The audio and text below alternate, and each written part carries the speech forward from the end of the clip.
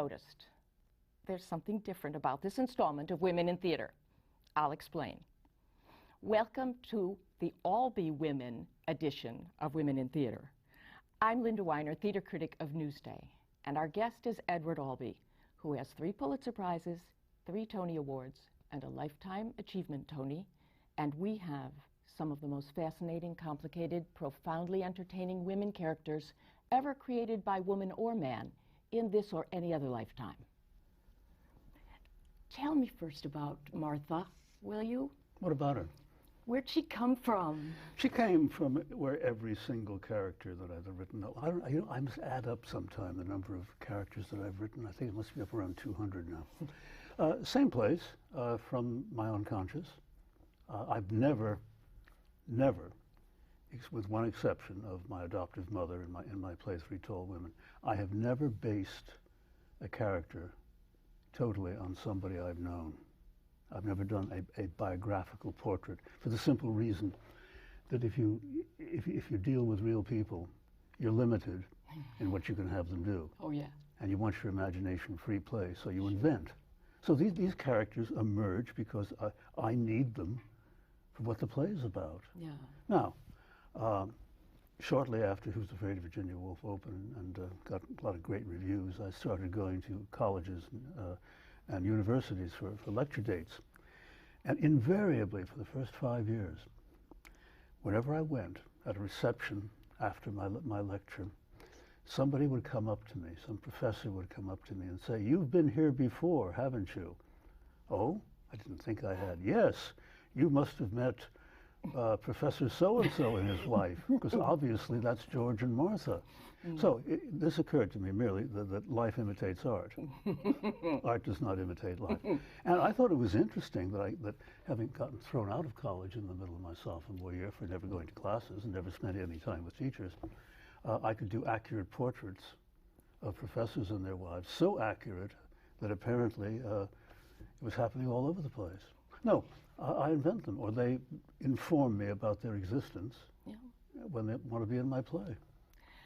The reason you're here, and you're the first and possibly only man ever to be on Women in Theater. I didn't know whether I should dress funny or talk funny, but I'm just going to be... I'm a little disappointed. I expected, earrings. If you'd lent me a good dress, I would have put it on. Right. Anyway, that you are here because through the seasons, so many fantastic women have spent so much of their half hour talking about the importance of your plays. Really? Yeah. Marion Seldes and Rosemary Harris, and your 2 producers, Liz McCann and also Daryl Roth. I mean, you didn't have female producers in the old days. You had Richard Barr, I had right? Richard Barr, yes. And do you think there's any significance to the fact that your producers are women? No. Okay. I'm not sure there was either, but it occurred to me, well, my goodness. They're good people, yeah. and they know what they're doing. And there aren't that many women producers. There used to be more women producers yeah. than there were. There was Cheryl Crawford, for example, back in the 50s, and there were some others. There used to be women playwrights too, I think. There still are a few. Yeah. What the line is... I don't think the fact that Liz is my major producer has influenced the way I write. No. No, I don't think that at all. No, but I wonder if because of the complexity and strength of your women characters, that women are drawn to producing these plays. I don't know. You seem to be suggesting, although I know you don't intend to, that my male characters are a bunch of wusses. Oh, certainly not. No, certainly not. But we've got so many strong men characters. They're just as strong. They are. Sometimes the husbands can be a little bit ineffectual sometimes, but that's their way. That's their choice, yeah. That's their way, right? Mm-hmm. I'm trying to understand what it must have been like in 1961 for there to be a female character like Martha, who is sexually a predator in her way, and she's marched over armies. And in some ways, I would think that might have been more controversial than some of the language. I don't know. There are a couple of precursors there. There's Clytemnestra. There's Mrs. Macbeth. Should we go back? Yes, yes. Go back. There are a few others. Yeah. And I think Strindberg did a pretty good job with it too. Turn of the century. Well, yes, yes. Only he got that bad rap of being someone who hated women. Yes, I know. And certainly nobody could ever say that about your plays. No. That I hate my men and female characters equally. Equally. And I don't hate any of them. You really. don't, no. When you go back, there's so many of them are marriage plays. There's really... Isn't that what they refer to as the atomic structure of our society? Well, I've also heard it described as the most reactionary unit in society. So, but it seems it's not as true in other animals. yeah. So there are some animals that are monogamous and mate for life. But as a friend of mine reminded me, that They tend to doesn't be- mean they're happy. They tend to be Catholic. But penguins. They only mate for a year. Well, yeah, I saw that They're documentary. I didn't think that they were monogamous. They did it for a year and then they found somebody else. Because So, it was cold, yes. yeah, it was very cold. Anyway, Rosemary Harris, who was Agnes in the revival of Delicate Balance, and then the wife in the revival of All Over.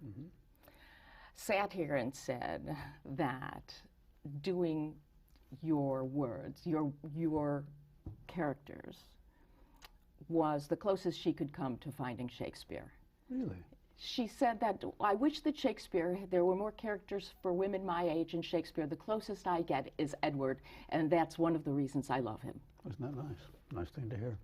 She also was talking about that first, if she could still love you after Agnes's first monologue in Delicate Balance. Which is a rather long monologue. Which is, I mean, it's a bam. She's the first thing that comes out. Yes. And she has compared it to sort of riding a tidal wave. Okay, She that's good, yeah. She said she gets in there, she gets on it, she rides it, and what she has to do is trust Edward is going to get her to shore. It's a very good way when you're auditioning actors to give them that speech to see how they handle it. You know whether they can do the rest of the play or not. Whoa, it's so cruel. No, it's not. Very, very practical theater. Yeah. She also said That it was very nice of her, by yeah, the way. I had asked her if it was a little habit forming, that kind of rush. And she said, yeah, that it was, that kind of thrill. Sure. It really is. In Delicate Balance and also in All Over, which was Delicate Balance was originally written in 1966. Originally written. Yeah. Yes, originally. It was written only written in 1966. Yeah. But see, since I didn't see it till the revival, then it didn't exist, right? You're too young, or you were in jail or something. Yeah, well, that's for women in jail show, right? But she has begun being spoken of as your Silver Fox for patrician women. There are a number of others. But there are a over number the years. of others. Yes. For patrician women, we go back to Jessica Tandy. Yes. In Delicate Balance. At the beginning, who also played in Delicate Balance. Yes. And she played another one. She played in All Over too, didn't she? Jessica Tandy wasn't. I thought she did. I know she played in another one anyway. Okay. I get them all mixed up. There are 27 of them. I'm yeah. bound to get them. And for a somewhat less than patrician thing, you have Colleen Dewhurst and Uta Hagen, who played pretty splendid women, Not but bad. not quite so not patrician. Bad. And now Marion Seldes and Myra Carter, who was she was originally in... The play about, no, not the play about the baby, Three Tall Women. She was in Three Tall Women, Yes. but was she in something long ago? A long time ago, she played the mistress in All Over. In All Over. Up at Hartford. Okay, All Over, which was written in '71, and John Gielgud directed it, and it ran for about a minute. He sort of directed And it, yes. people dismissed it and said, oh, no, we don't have to pay attention to this play until, of course, it reopened and during the good times. And this is a play it's a Death Watch play. And you dare to have in the anteroom of the Death Watch, where this powerful man is dying, his longtime wife and his mistress, who and his ineffectual son and daughter. His ineffectual son and daughter, and yes. his lawyer nurse. and his doctor and his and his nurse. nurse. Yes. And his nurse, Myra Cart. Yeah. And how grown up it was, and how much more like reality than what we usually get in the theater about what women are like, were these two women, both who share information that really nobody else in the room does. Mm-hmm. And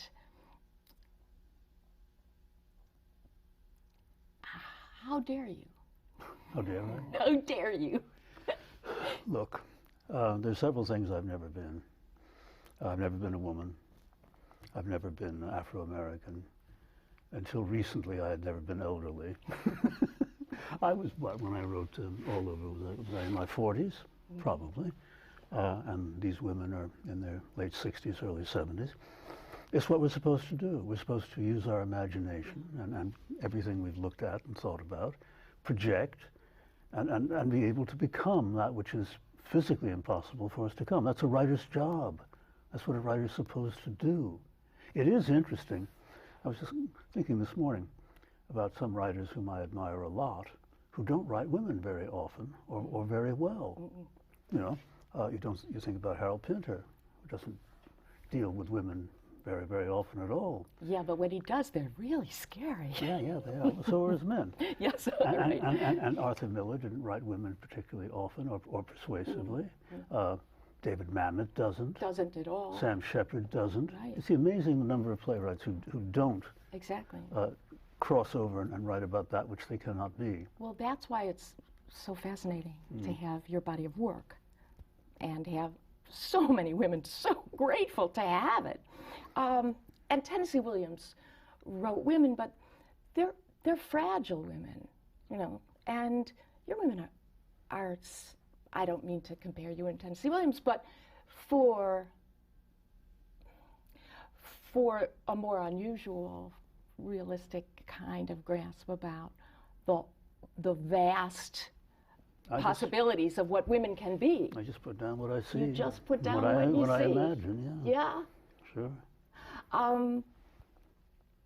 We were laughing the other day when we were talking about this, that there was that infamous, in '66, there was the infamous Stanley Kaufman essay in which he said that, well, all these gay men are really writing women. And all these gay men? All these, no, all of these gay playwrights, yes. Playwrights are really... He was scared to name them, by the way. Yes, there are 3 working now. It sounded like HUAC. Yes, I know. Maybe the New York Times told him he'd get sued if he played it straight, so to speak, honestly, and accused 3 playwrights, Williams and me and Bill Inge, all of whom were not hiding about the fact that they were gay, were disguising men as women in their plays, which is, you know, for a critic who's supposed to be objective about art and craft, to come up with something so sickeningly preposterous and homophobic. And that you I thought he should have gotten fired from the Times even before they got rid of him. Well, he didn't last long. No, he didn't. But his point was that you were distorting American womanhood. Yes, well, you can't do that by portray it Certainly accurately. not. That's distortion. Yeah. But I've decided that the answer really is that your women are so interesting that they must be men in disguise, right? God, well, that's a terrible attitude. Isn't that good? Take, isn't it? They're just so interesting, they can't possibly be women, right? I thought we'd come somewhere in the past 75 years in this country. We think we've come somewhere, right? Aside from the hell in a handbasket. Well, where do we start, right?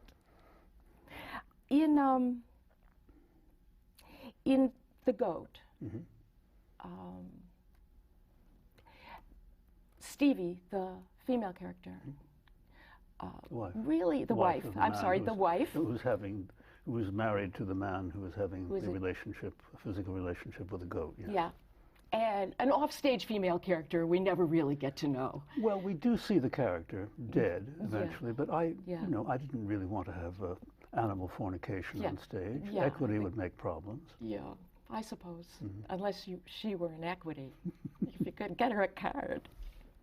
But the wife character, the Stevie, both played by Mercedes Ruehl brilliantly, and then Sally Field, which was really, as an aside, a kind of revelation for people to have Sally Field playing something this tough. So Flying Nun or whatever she yeah, did before so that, you know how grateful she must be. I thought that was a funny idea. Yeah.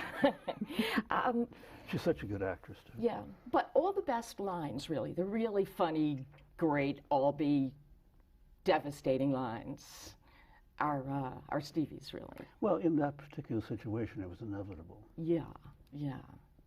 And there was the one that really always stuck with me is that when she talks about all of the things that you prepare for in your life that could possibly go wrong with your marriage. And the line that comes out is, all the inevitable lessenings. You see how wise that is. It's not bitter, it's not cynical, it's the inevitable lessenings. She's a bright woman. Stevie's bright. Stevie's a bright woman, That's why yes. she can come to those conclusions. Yes.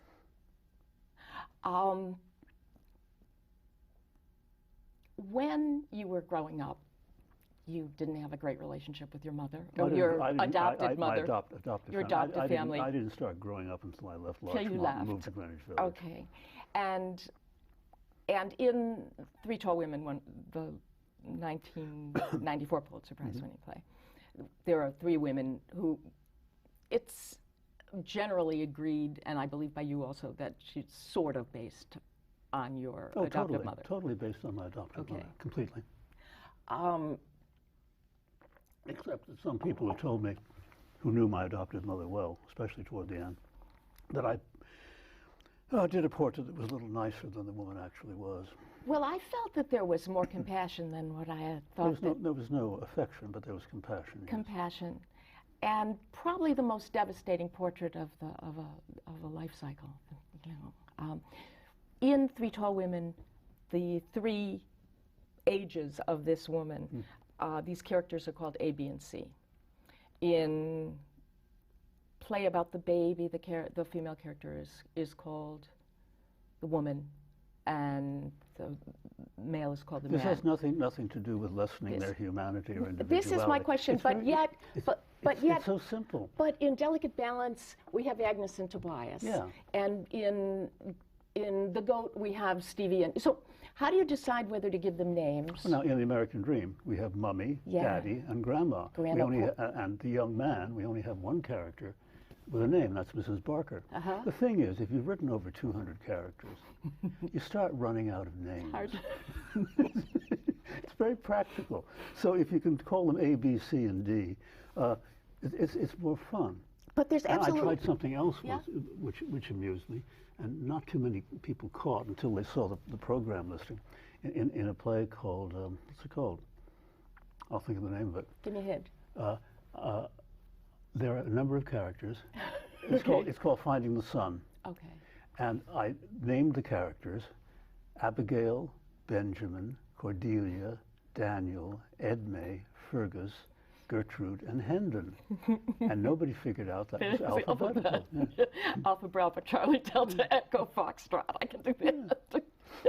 But you do run out of names for people. And I don't want to call two characters by the same name. But you did it as early as The American Dream. You were calling them Mom. Well, that was a satire, yes. And those people were supposed to be types. Yes. And Grandma arrived in a wheelbarrow and was very badly treated. Yes. And I have the sense that you really loved smart old women. Well, I loved one particular older woman, which was my maternal adoptive grandmother, who was, I thought, treated just about as badly as I was by the middle-aged folk that we had to live with. And I liked her a lot. She was a rebel, and she was an outsider. I was a very young outsider. She was a very old outsider. And we formed a bond, which was very nice. So this is a real woman who influences... Yes, however... Yes, of course you're not doing your grandma. What I have to say is that while I like this woman a lot, Grandma Cotter, I liked her a good deal, I must confess with all objectivity, that the character of Grandma in the play is a great deal more interesting than she was. Well, isn't that a lucky thing about theater, huh? Yeah. Yeah. Mm-hmm. Then again, you see, as I said earlier, I didn't limit the character of Grandma to my own grandmother. Of course. I used her as a base to take off from. And I was able to invent a character that was really very unlike her in many ways. But there's respect for difficult women. You know, you have... Well, she wasn't she was difficult because she was forced into being difficult. Oh. Yes. They kept her up in a room with a Pekingese. Nothing wrong with Pekingese. Well, in the play about the baby... You get to sit on them. In the play about the baby, Marion Seldes at one point says, a little theatrical, I suppose. Did you write that for her? No, of course not. I've never in my life written a role. That's what I want. I've never written a character that I said, I'm going to write this for this actress or this actor. I wouldn't do that because I think that would limit what I was doing and every actress has limits. I would be writing a character limited to the talents of the actress, no matter how extraordinary she was. But you don't have any in mind, then? No. You can do that? No, if I start thinking, maybe about three-quarters of the way through a play, I will get little intimations. I will hear Marion or Irene Worth or Colleen or somebody saying a line or two, and then I'll stop until that goes away, and then I'll come back. Chase them out of the room. Because I don't want to limit the characters to people. And also, what if they don't want to do the play, or what if their agent tells them they shouldn't do the play? You know, then you're stuck. You've written a role rather than a character, and that's limiting. In Play About the Baby, which some people found mysterious. People. Really? Yeah, I don't know. A mysterious couple comes and steals a baby from a young couple, and I thought that what the gist of it was that in order to love, you have to be tough enough to survive its loss. You do. And what they did is they didn't steal the baby, they disrealitied it. Yes. They persuaded the young couple that indeed they had never had it because they began to realize that they were not old and strong enough to go through the loss of it. And so I suppose it was a generous act in a way. Well, yeah. And but there was a real baby there, as opposed to. Of course, there was a real baby. I got so fed up with some dumb types in the press who kept saying, "Well, these plays are identical after all. Who's Afraid of Virginia Woolf is about a non-existent baby, and the play about the baby is about a real baby." Okay. So they're obviously identical. Okay. I mean, you know, Yeah. makes one worry about the press. You can worry. I worry. I apologize for my species. No, don't And do that. what we frequently, women in theater, assume is that it's important for women to be writing because, and producing, etc., because then it expands the stories. Are you talking about as a critic? Yeah, no, just as a writer. As a writer. That having women's voices means that different stories will be told. You know, the problem with women writing in theater, it has absolutely nothing to do with ability, whatever. Women poets, women novelists are everywhere. It has to do with the fact that the craft of theater is considered to be a male prerogative, and women don't do it as well. And which is preposterous nonsense. It goes back to unions not letting women in, and all sorts of ridiculous things.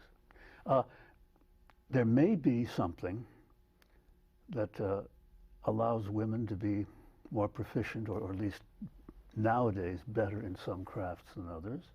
There are many fewer female composers, serious composers, than there are men. There are fewer female sculptors than there are men, though the female sculptors are absolutely wonderful.